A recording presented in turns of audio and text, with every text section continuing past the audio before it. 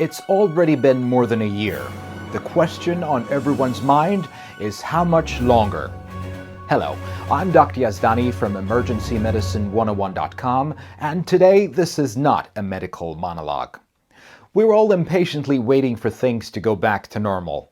But the sad reality is that living with COVID and the restrictions it's brought us will probably be the new normal. That's the end of the show for those looking for a quick answer.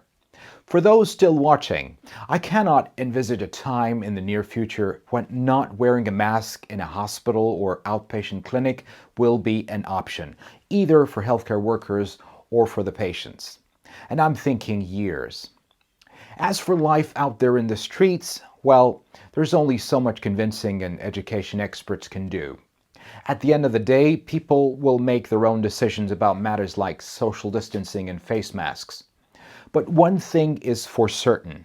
Even when hopefully the pandemic is gone, wearing masks in public will not surprise us, ever again. As for the state of the pandemic, I think we're looking at three main variables: the virus, the populations, and the vaccines. The virus, although not technically alive, acts like a super intelligent creature, fighting for survival. And to achieve this, it will continue to mutate and evolve. There's always a chance that the vaccines, these miracles of science and technology, and of course our second variable in the COVID pandemic, will at some point become less effective against new variants and will need updating.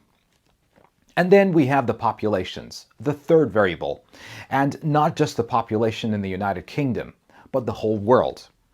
Remember, we shouldn't be focused on the success of individual nations in containing the pandemic. It's a pandemic, meaning we're all in this together. Hypothetically, if a single country could overtake the virus's evolution by vaccinating its entire population on the same day, yes, it's conceivable that after a while, the cycle of infection, transmission, and mutation would be slowed down and some measure of control would be achieved.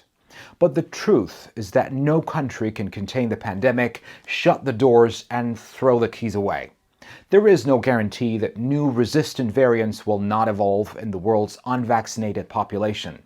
A new strain could always creep back in to cause a new wave of infections that our current vaccine immunity may not be able to handle, and we'll be back to square one. So our success in the battle with COVID depends largely on how quickly and equitably we vaccinate the world. And again, if we don't achieve this quickly enough to overtake the virus mutating into resistant strains, we're likely to fail.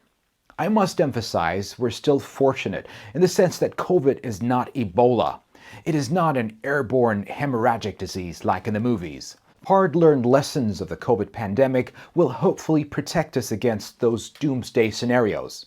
Also, just like the unfortunate events of 9/11 opened our eyes to threats we had not taken seriously enough until that day, the COVID experience will hopefully prepare us to confront potential threats from bioterrorism. So, when is life going back to normal?